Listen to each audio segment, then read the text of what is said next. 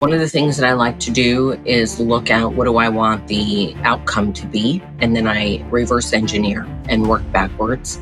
So if I want physicians, say, to screen a patient more regularly, I look at, what are the data points that I can use and how I can then work back through the workflow to make sure that that is addressed. So I think looking at the end, again, what you want the outcomes to be, and then working all the way back until when the patient schedules the appointment. Are there opportunities along that patient journey that you can intervene or intersect? And then again, to the technology adoption model, in what ways along there can you reinforce that physician being a user and then also finding that information useful? Welcome, MedTech Gurus. Today, as I mentioned in the introduction, we have an amazing guest with us, Dr. Shannon Decker, PhD, MBA, and M.Ed. The founder and CEO of VBC1 joins us. Dr. Decker brings more than 25 years of experience driving healthcare transformation, including 17 years working in Medicare, Medicaid, quality improvement, and risk adjustment. As a nationally recognized healthcare strategy expert, she helps medtech companies, physician groups, and health plans strengthen outcomes through smarter provider enablement. Shannon is also a RISE Fellow, a national speaker, a published author, and a faculty member at Capella University. Her insights on aligning medical device innovation with provider workflow and value-based care initiatives make her a must-hear voice for our gurus today. Hey, Shannon, are you ready to be our guru today? I am. I'll do my best. Oh, that's fantastic. We're really excited to have you. So tell us something fun or interesting about yourself or your family so we can get to know you a little better. Sure. So I would say that how I got interested in healthcare was I actually was a fitness competitor. And so found a love of that and made a segue into healthcare in that way. I also do my own research as a PhD and enjoy doing studies out there in the field and try to bring knowledge to the industry so that we can better the work that we're doing. Yeah, that's fantastic. And if I might, what type of competition was it, like CrossFit competition, or was there a specialty? Similar. I'm a little bit older than that. So CrossFit was a little bit past my competitive time, but it was figure and fitness through the National Physique Committee and then NABA, and not quite bodybuilding, but just below fitness competitor. Yeah. That had to be fantastic. It's interesting how competitive things kind of always help us with leadership down the road, right? Yes. And I think that having an appreciation too for one's health and how important it is. And then, having a passion of wanting to help others live their best life. I definitely think, you mentioned CrossFit and, even these types of competitions. I think sometimes that they can bring out some extremes. But I like to think that along the way, I learned about how we can be moderate, but then also help others live that moderate lifestyle and improve their health outcomes. And so that was something that really I had an interest in when I joined healthcare. Yeah, fantastic. So, Shannon, as I did my research, VBC1 really has a fascinating mission, right? You're helping device makers and providers thrive in a value-based care world. And I'm wondering if you can tell us a little bit more about why you started your company and what inspired you to focus on provider enablement. Can you help us out with that? Sure. I started in healthcare. Like I was sharing a long time ago, back in 2000, had an opportunity to work and manage operations nationally for a health plan, and then moved into the risk-bearing provider space and really enjoyed that work. And so in that capacity or in that arena, I worked for several organizations, some very well-known nationally, names that you would recognize, but was vice president of operations for them. And so then managed end-to-end risk adjustment, quality, total cost of care programs. And so have awareness and experience with sitting on that side of the table where enablement partners would come to us and want us to, or we were considering purchasing their devices. And so have an understanding of what it takes, right? When we would see a great device, of how I would have to talk with my CFO, how I would have to talk to my CMO or my CEO, and how to bring those devices to bear, in the work that we were doing. But also, too, have the experience of launching those devices. I worked in Southern California, I worked with over 1,800 physicians. And so we deployed a lot of different devices out there into the market, Northern California, too. And so have experience with what it takes to get those physicians on board. And then also, too, understand the importance of those devices and how they can help us improve patient outcomes. So by understanding and, doing preventative screenings, helping folks manage their conditions better. And so just recognizing the importance of those devices to the overall, healthcare community. Yeah, it sounds like that really just kind of gave you a well-rounded with all the different facets that you were touching on, right? It just a lot of input that must have given you just some really good background and experience. I think so. Yeah, So thank yeah. you. You asked for something different, and I know I shared the fitness piece, but I also want to share too. In having a PhD, I actually have a dual MBA in finance and marketing, and then a double MED. So I have a master's in education and a focus in adult education, and then I also have a master's in admin and leadership. And so through those educational pursuits, really got an understanding around learning and motivation.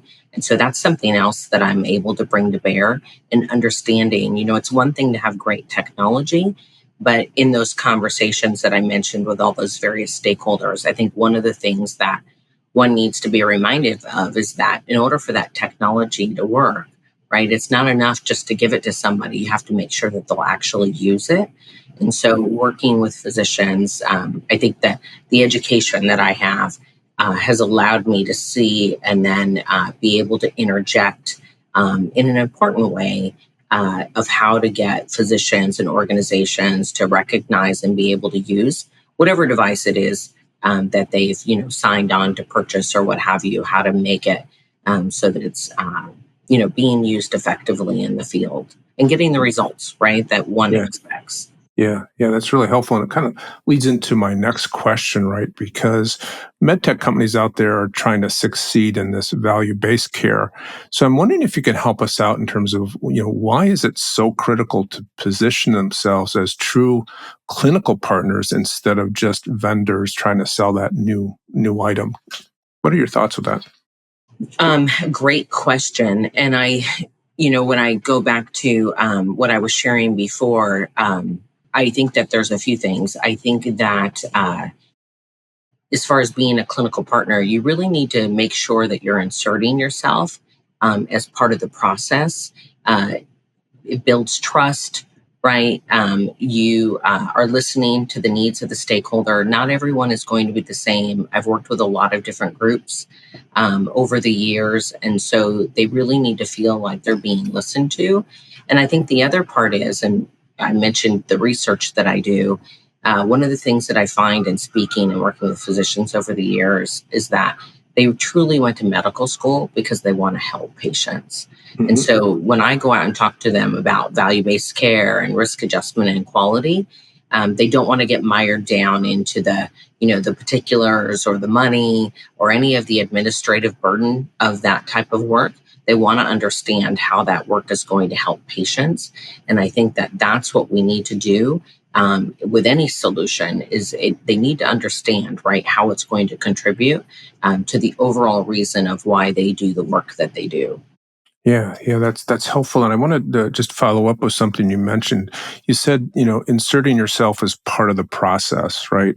So when I hear that, I was thinking really understanding how the product's going to affect workflow.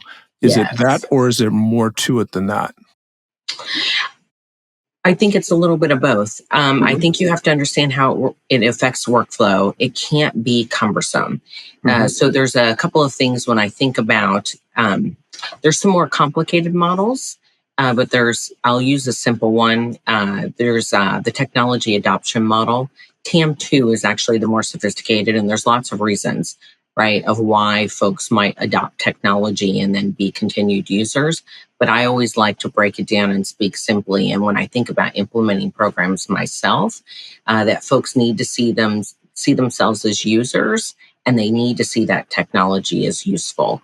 And so they need to feel like they can master that technology. It's easily used. And I can tell you, I've implemented a lot of programs where one would think those devices were easy to insert into a practice, but they really weren't being used appropriately. And then, like I said, they need to see it as being useful, that it's going to provide them some value. And again, providing some value to the benefit of improving patient outcomes. So I think, there needs to be a focus on those two aspects in order to get a clinician to use and adopt that technology and to truly make it useful. And along with that goes with, not being burdensome to the work that they're already doing in the office. We know that there's a shortage of doctors in this country, and their time is very limited. They have a very, short window in which they're seeing patients. We're asking them to do so much work between clinical documentation, close quality gaps, not to mention treat the patient, right, for what the primary complaint was that they came in for. And so add into it any technology that you're doing. It can't be burdensome. And it makes me think of some projects that I've been a part of in the past. The technology, as great as it is, it isn't going to drive medicine per se, right? Like, you really need to think about putting the office and the doctor and medical practice first, or whoever it is that your client is, maybe a health plan or something like that. You really need to think about their needs first, as opposed to saying, hey, look at this great technology, right? It really needs to be designed to solve challenges that the office is experiencing, and then again, make it easier for them in some way. Yeah. Thank you for that. That was really, really helpful. And as I did my research, I noted that you've often talked about how even the most advanced devices can fail without strong provider enablement, right? So it kind of builds on what you were just saying. So I'm wondering if you can maybe just share a story or an example where this played out and what went wrong and what could have been done differently, just so we can learn from that. Do you have any examples for us? I do. I have a lot. I'll try to condense them. Yeah. I can remember working with a large physician group in the California region. And I say that because California has been capitated in a value-based care contracts for a while. And there were several companies that were working with this large managed service organization, and they had deployed devices. And it got to the point where this particular device maker was deploying devices and not really connecting with the larger organization. And I was trying to understand why the prevalence rates around certain screenings were lower, despite knowing what we knew about the population. For this particular condition, we knew that we were looking at seniors, but 2/3 of those seniors should probably have this diagnosis, just because it was such a prevalent condition. And we knew that our geography was still, was along the norm, if not, would have a higher prevalence rate potentially. And despite that, and despite these devices being rolled out and really not a lot of management over how they were being rolled out, we weren't seeing a lot of use of the devices. And then, like I said, any corresponding information. And did a needs assessment, tried to better understand why it wasn't being used, and found out that there really wasn't training being done. And so we instituted a program where we reached out to the physicians and we offered education. And people thought I was crazy. They're like, those doctors will never come to that class. They already know how to run this equipment. It's beneath them. And it's like, well, let's just see, because it seems like, maybe they don't know how to use it, or maybe they're not the ones in their office using it. Maybe it's someone on their staff, and there's enough staff on, turnover in offices that maybe the person that originally learned doesn't remember, or, it's a new person. And so we have to go in and retrain.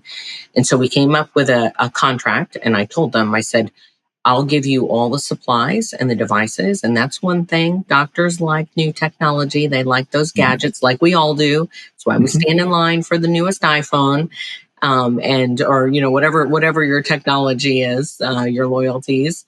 Um, well, I said to them, I'll provide look at these. I went out to physician dinners and I said, I have these great devices. I think they're important because they'll provide early detection of particular conditions.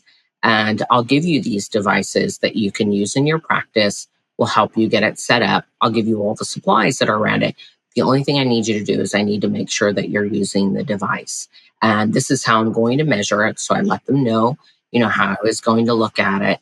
And they were excited. They felt that it was important. We brought in physicians. We provided studies as to the importance of doing this type of preventative screening, and again, how it could contribute to better patient outcomes.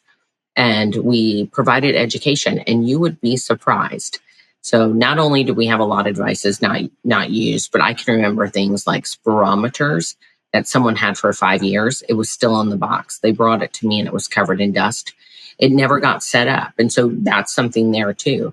Going in and working with the staff and showing them how to set up the device, making sure that everybody knows how to use it, monitoring utilization, going in and offering and doing retraining. And I had some device companies that said, oh, well, we have these electronic modules that we do. It's not the same. Adults, especially, again, that background in education, really need to have that personal connection and also understand how what you're providing is personally relevant to them. And let's face it, a lot of us really don't like those, learning and the tutorials that we go through that are electronic and you're just pushing the buttons, you're kind of hurrying through. And so I think the best received education, even if it's virtual, but it's a live human that's leading it, and that you're developing that connection and that you're working with that staff based on where they're at. Some other things that we saw, just to share with you, study or stories. We had a physician and then their lead nurse practitioner come in, and they had a device and they didn't have the battery installed, so they didn't realize it was working. So it goes to your point with, oh, we know. No, we don't. We're human. We don't always know how things work. Another physician was using too much gel for the ultrasound, frequencies, to be able to be used appropriately. And so just some things that, again, folks were surprised, and others thought that, the physicians and their office staff didn't need this type of support, but they did. And you have to think about it. It's not just using the device. You have to work with them of thinking about it. How do you use it in your workflow? Is it when the patient, comes in and they're being roomed? Is it, when you're writing up the lab order or what have you? So really thinking about how it could be inserted and thinking about the particulars of that office. Is it an office that's using paper charts? Is it one, that is on a very sophisticated EMR? How can you work within that workflow to provide, recommendations of when that device should be used as part of when that patient's seen in office? So those are just some things. And let me tell you, when we ran these classes, I have pictures that I've used in presentations, jam-packed classrooms of physicians and their teams, their staff wanting to learn how to use this equipment. Because again, someone gave it to them and it sat in the box. And so you really need to take it out and again, provide all that support in the scenario of not only how to use the device, and make sure too, I know I'm going on, but make sure too that they have hands-on training. Right? No one wants to read the manual, and the more modalities that you can use. And what I mean by that is auditory, visual, and then tactile learning. So that tactile, actually using the device and letting them practice and make sure that they're doing it in a way that's appropriate, are all important as part of that education strategy to make sure that you're getting the best use out of that device. And then, of course, utilization is going to improve results, whether it be patient outcomes, saved revenue, or recoupments and things like that, better quality scoring, so on and so forth. Yeah, that's thank you for that overview. It was really, really good. And a couple things that struck me. First of all, do you think that some of that initial, let's say, misalignment in the training, is that maybe some incentive misalignment from the companies and perhaps their sales and education team that they didn't follow through? I do. I do think that there's an aspect out of that. I think that a couple of things.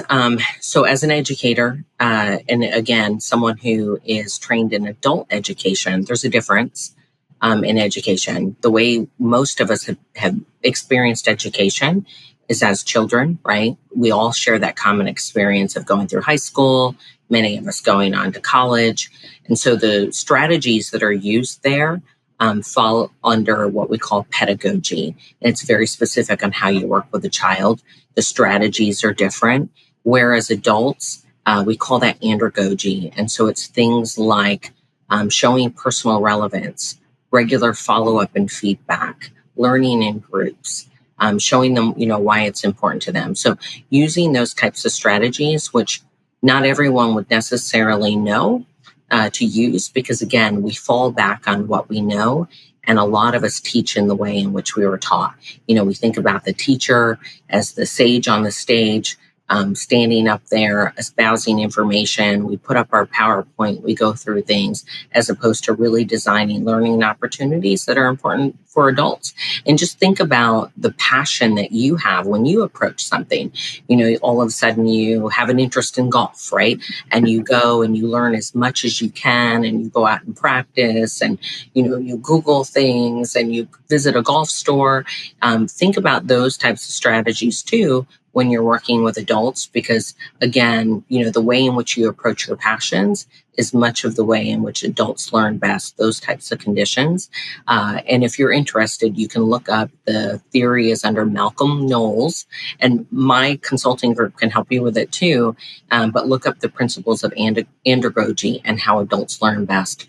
And then you said about incentives, and I think that that's important too, and something also about learning and motivation. And what we know about people is that there's two types of rewards. There's extrinsic, normally when we think of gift cards and money and things like that.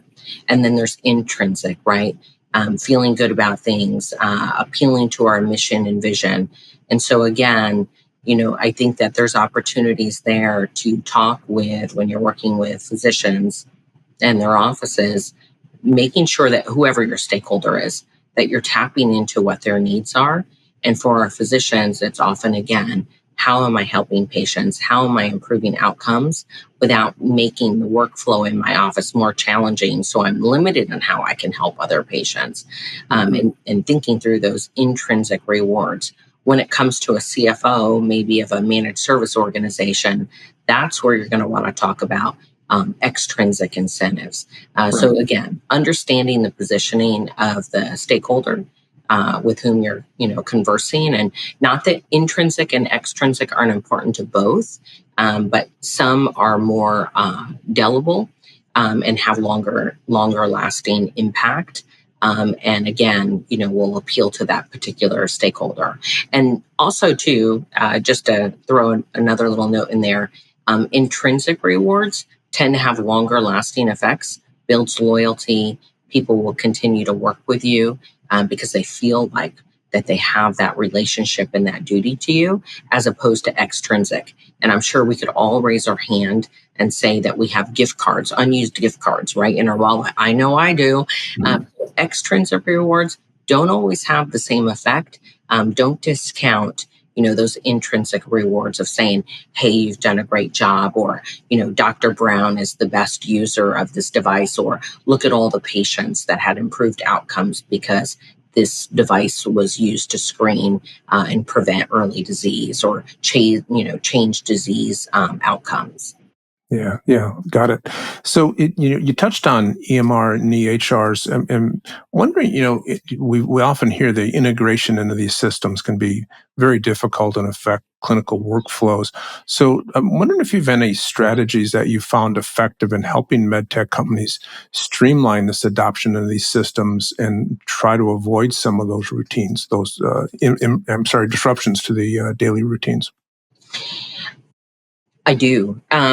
So one of the things that I like to do is look at what do I want the outcome to be, and then I reverse engineer and work backwards. So if I want physicians, say, to screen a patient more regularly, I look at what are the data points that I can use, and how I can then work back through the workflow to make sure that that is addressed. And I can think of some examples like recommending that a diabetic, our diabetic patients get, say, diabetic retinopathy exams, and working with physician groups. I want to improve those outcomes. How can I work back in the EMR and maybe provide alerts when a diabetic patient shows up in the office? And that lets the physician know that, yes, that's a quality gap that needs to be addressed. And we want our diabetic patients, right, to be screened in that way every year. And so those are some ways in which we might look for that. And then there's opportunities too. Can we build in fields? Can we build in tables into the workflow and into the EMR where data can be captured so that the doctor isn't having to do a lot of documentation, say, of closing those gaps, or having to worry about having to do chart reviews later or attestations to a health plan or a medical group to demonstrate that those quality, those quality measures were addressed, if that's what you're looking at. So are there opportunities to maybe hard code data into the EMR that would capture that and make it easier for the physician? So I think looking at the end, again, what you want the outcomes to be, and then working all the way back until, when the patient schedules the appointment. Are there opportunities along that patient journey that you can intervene or intersect? And then again, thinking back to the technology adoption model, in what ways along there can you reinforce that physician being a user and then also finding that information useful? Yeah, that's really helpful. And touching on something else that you mentioned earlier too, we see a lot of startups that struggle with, developing a culture of innovation, right? And we talked about earlier, this innovation comes in and then, we don't really teach folks how to use it effectively. So I'm wondering what advice you would give to a medtech startup on how do they foster a smart design and then the support systems that actually boost this clinical adoption. Do you have any advice for our gurus out there? I do. And thank you for asking that question. It's a great one. And I know I touched upon it earlier, but I didn't necessarily go into a lot of detail. But again, listening to your stakeholder, it's not technology for technology's sake. Just because you created something that was really great doesn't mean that the industry feels that it needs it. It may not be ready for it. And so really spend time, I think, working and speaking to physicians and trying to understand what their needs are and solve from there. I think that you'll have a much easier time traversing that chasm or that gap between the two, and have greater adoption of your device, and you'll actually be again creating something that's useful, and that's seen as can help. Again, can help patients, can help physicians with their workflows. And so you'll get greater adoption. They'll feel like that's the other thing about adults. They need to feel like they're listened to. And so if you can listen to them, get ideas in that way, as opposed to going and developing something in a bubble, and then, unleashing it onto the world. Your adoption, and again, I know I'm going back to a lot of college principles here, but that adoption cycle, right? And how folks adopt, whether they're early adopters, right, or late adopters, all that comes into play there as well. And I think that you'll have a much more difficult time developing things without having that needed input from the community in which you're hoping to share your innovation. Include them along the way, make them part of the process. People are more likely to participate if they feel like they've been part of that process. Yeah, I like that, including them along the way, right? To get that buy-in as you go along. But one of the things that we've heard from our innovators and our startups out there is gaining the access to clinicians these days, right, for that feedback and for that adoption. So I'm wondering if you've got any advice for us and, how we can go about building those relationships and become a trusted partner, right? Especially when you don't have a brand name per se, if you're just a startup. What are your thoughts? How do we accomplish that? I think getting into spaces where they are and meeting them and talking with them and offering them opportunities. Some will do it because they want to contribute to the industry and to the field. And so you may get folks to serve as an advisor. Others may want a stipend. And so there's opportunities there to bring on clinicians in consultative capacity or as an advisor. I have found have been helpful. I had a program that I ran at a large MSO organization. We had over 16 IPAs that were part of that group. And one of the things that I did, I didn't have a lot of money, so a huge budget. But one of the things that I did is I was able to give them a title, and they really enjoyed that. I gave them a plaque and an award, a crystal trophy to display in their office to let folks that they know that they were a part of that innovation and, that they had gone above and beyond and differentiated themselves in that way from their peers. And so again, going back to what I was saying about intrinsic rewards, and giving them that gold star, if you will, and then for them to get to share that there was recognition for the additional work that they were doing. And then the other part is, we had small awards that we gave, or we gave them where they, and I know you have to be careful with certain rules around compensation when it comes to money. But we were able to give some a bonus structure, if you will, in which they were able to earn some money being an advisor. But I think that those would be some ways. And go to places, go to places where physicians and clinicians are. Maybe it's at a conference.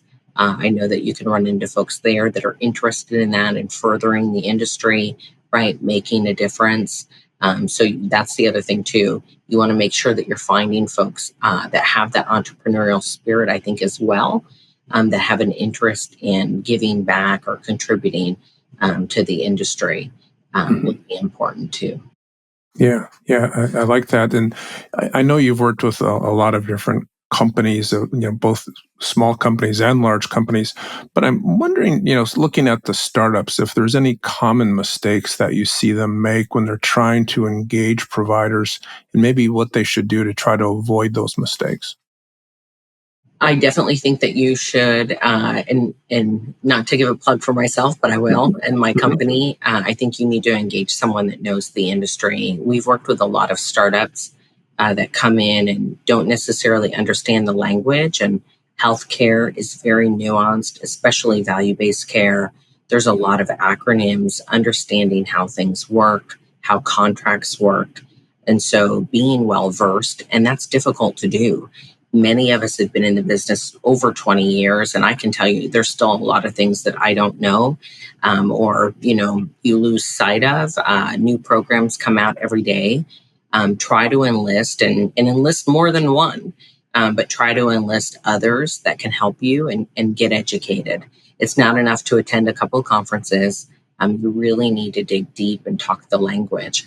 I've sat in on a lot of calls with startups and then medical groups or health plans and help navigate some of those conversations. And one of the things that I would talk about when we would have these meetings is maybe a particular measure that I was having difficulty around. And so we could talk about, say, the blood pressure medicine, or, making sure to document and do A1C testing.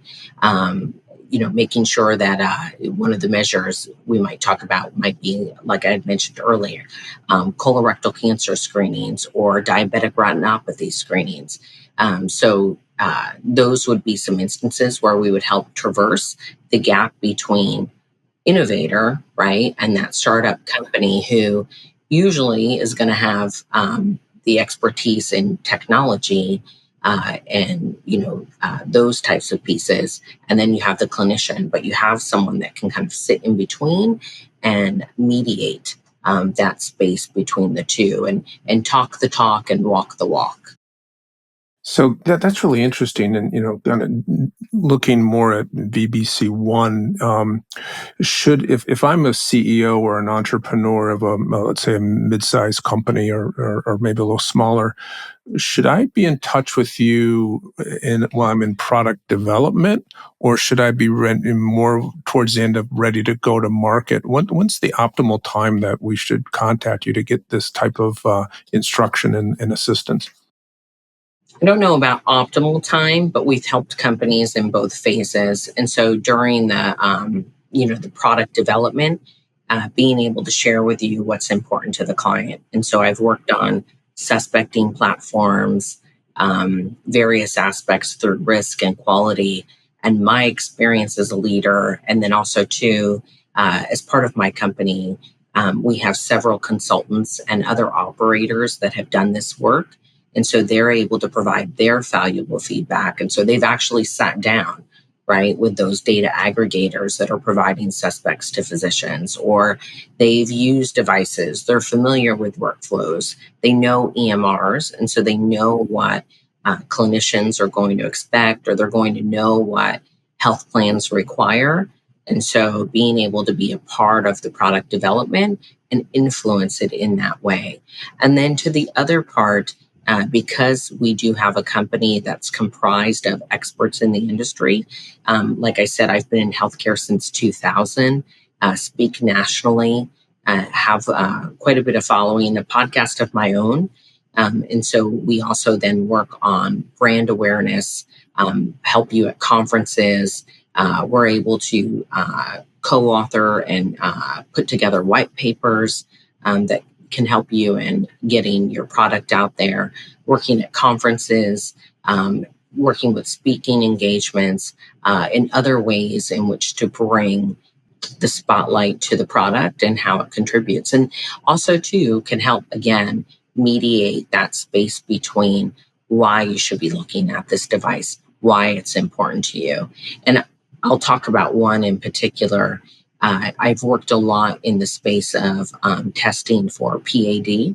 There was a lot of controversy. Some physicians, your listenership may know that peripheral arterial disease no longer risk adjust in our V28 model. So that's the new risk adjustment model that was put out by CMS.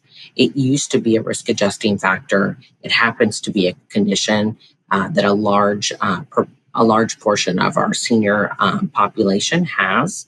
It usually starts with pain in the legs. The thing with PAD, though, is when it stopped risk adjusting, there were a lot of medical groups and health plans that said, well, stop testing. Well, you shouldn't do that. We know that a lot of people have it. It's a common condition.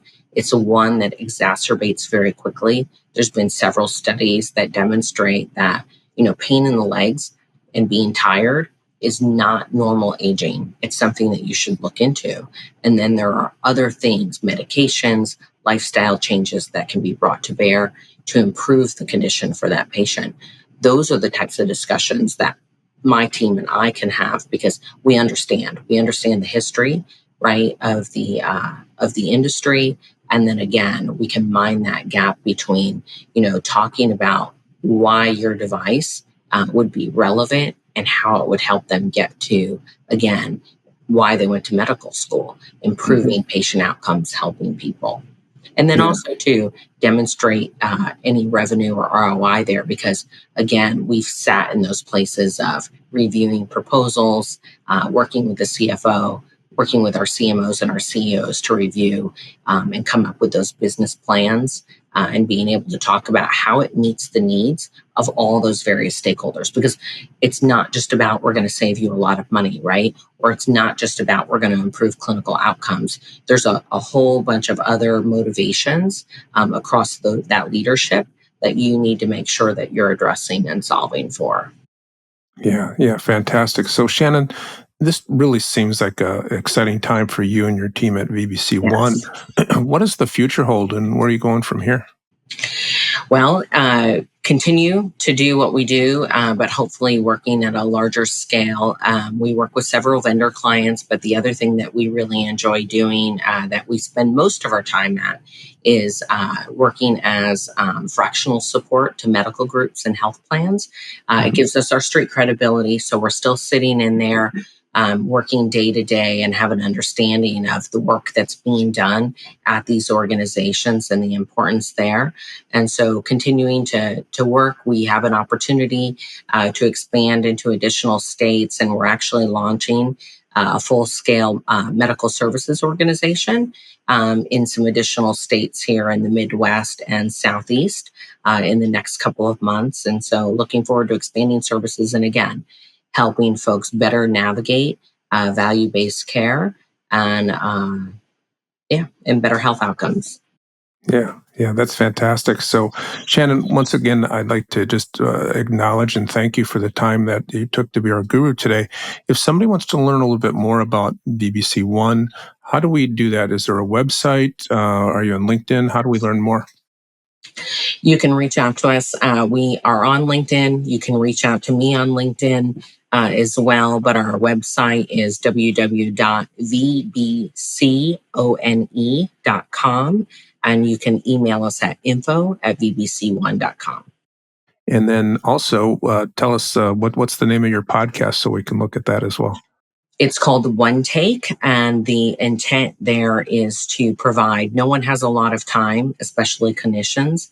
And so you can go out to our YouTube channel, VBC1, and check out the full interviews. But we also post on LinkedIn snippets up to 15 minutes. And it's one take because the intent is to teach one thing and continue to educate the community about value-based care.